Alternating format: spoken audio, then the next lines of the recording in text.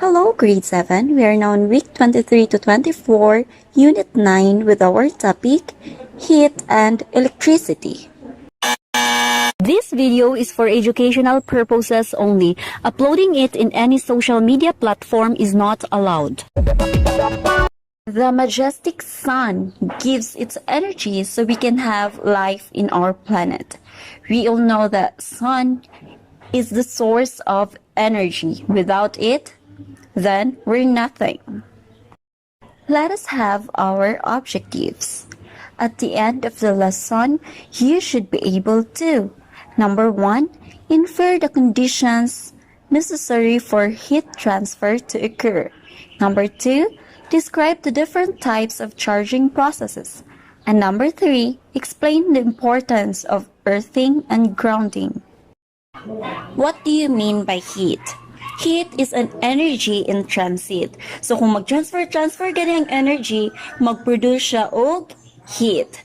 Remember class, if heat is absorbed, the internal energy increases. Kaya nga naman, mudaghan ang particle kaya iya man gina-absorb ang heat. But when heat is released by the substance, the internal energy decreases. Kaya wala na may heat sa sulod. So, mubo gyud ang iyahang energy.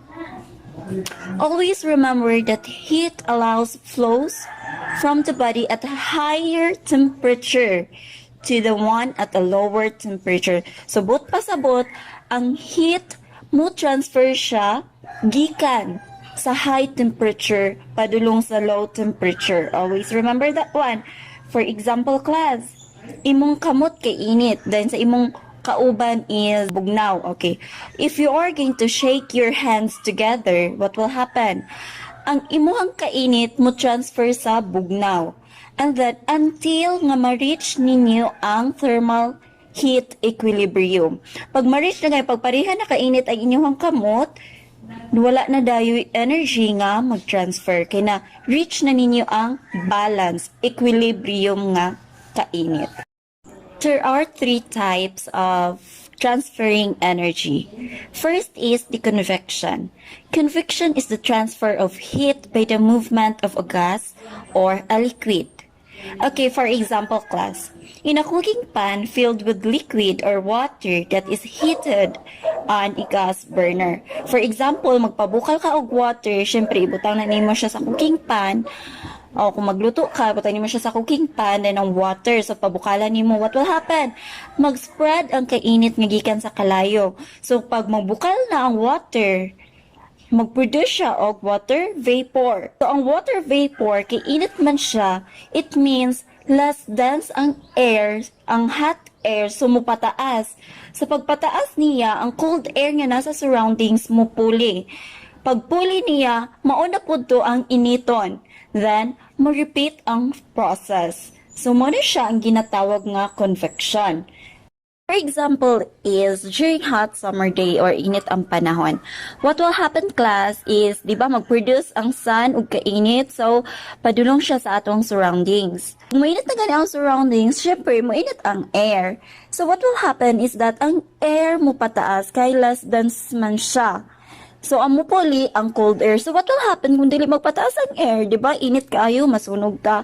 So, mupuli ang cold air. Ang cold air na pod ang init sa sun. Then, more repeat ang process. And that process is called convection.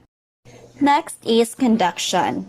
Conduction is the transfer of energy from hotter, more energetic particles to cooler, less energetic particles. For example, class, di ba nagluto ka? Pagluto nimo, ang process ato is convection. This time, ay metallic pan ang imuhang gamiton, pati ang handle metallic pan. So, pag init sa pan, mo transfer ang kainit dito sa handle. Why? Kay ang man siya, so less energetic particles, gamay rapod ang iyahang electron. So, pag-transfer sa heat, mag-move freely ang mga electrons. Muna siya, ang dali na siya manginit. That is why, kung mukuha ganita og kanang pan sa init, we use pot holder. Kay kainit man siya. So, the thermal conductors are the one that conduct heat. Dali ra siya maka-absorb og heat. while thermal insulators are poor conductors of heat. For example, kanang mga plastic, wood, kanang dili-dali maka-absorb og heat. Mao na siya ang thermal insulators. Next is radiation. So very common, right? Radiation. Radiation is the transfer of heat is done through electromagnetic waves. We all know nga ang sun ga-produce siya og radiation in the form of visible light, infrared, or ultraviolet waves. So, pag ma-transfer na siya, it is called radiation. Ang heat transfer dili na mag-require og kanang medium nga para ma-transfer siya. It can travel also in a vacuum or in a space. Radiation coming from the sun reaches to the earth and undergoes reflection and absorption. Lesson 2, electric charge. So we all know electricity is a very common concept to all of us, right? Kaya kung wala electricity, atong mga gadget is useless, atong mga technology is possible. So, sa karon nga panahon, everything is dependent to electricity. Gagamit kita og electricity. And we all know that the flow of energy is through electricity. Electricity is a form of energy. So, kung ato sa Fibico, ang imong ginabayaran as ang energy nga imong nagamit. Okay, so, take closer to the structure of an atom in a microscopic point of view. So, inside the atom is what we call the nucleus. The nucleus, kay naa siya positive, the proton and the neutron. So, ang proton, mo na siya ang positive charge particle, and the neutron is neutral. So, outside the nucleus is naatay ginatawag na electron or the negative charge. So, ang force nga gahold sa negative charge is what we call the electrical force. So, mauna na rin siya ang mag-conduct of electricity. So, without force outside the nucleus, then the atom will not be formed. Kung walay force, so walay atom. Kung walay atom, walay matter nga mo exist. So, wala ta diri sa world.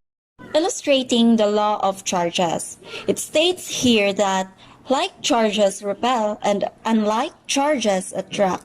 So for example, class, kung iuban nimo ang negative ug negative charge, negative is the charge of an electron. Kung iuban nimo silang duha, ang result is repulsive. Magbungkag silang duha, dili gid sila mag-uban. And also in positive charge is the charge of an proton, charge of a proton, positive charge plus positive charge is repulsive force also. And then, if you are going to group the positive and negative charge, the unlike charge will attract to each other. So, mag-uban silang duha. So, mo na siya, unlike charge, attract. Conductors and insulators. A while ago, we already discussed what is conductors and insulators, right? So, electrical conductors are materials that can easily conduct electric charge. For example, class are metals, copper. So, mao na siya ang maka-conduct dali og electricity or kana maka-absorb mga materials nga kanang ginagamit para mag-flow ang electricity. So we have the copper. Next is electrical insulators. These are the materials that can poorly conduct electrical charges. So dili gid siya makakonduct og electrical charge. For example, class, take a look sa mga wire. Di ba ang atong mga wirings kinaka-cover og plastic para kung gunita nimo dili ka makuryentehan. So that is an example of insulators, mga plastics, wood. So dili gid ta makuryentehan kung inga nato ang gamiton. Charging by contact. So take a look here. In our illustration, we have the metal sphere and the insulated stand. But pasabot dili siya makakonduct og electricity. So kaning rod nga naa siya mga charges nga negatively charged, i-contact nimo sa metal sphere, what will happen? Ang kanang mga electron nga gikan sa rod mo transfer sa sphere, ma-transfer sa sphere. So, after nga na-transfer na ang mga electrons, kung gi-remove nimo ang rod, mo stay ang negatively charged sa sphere.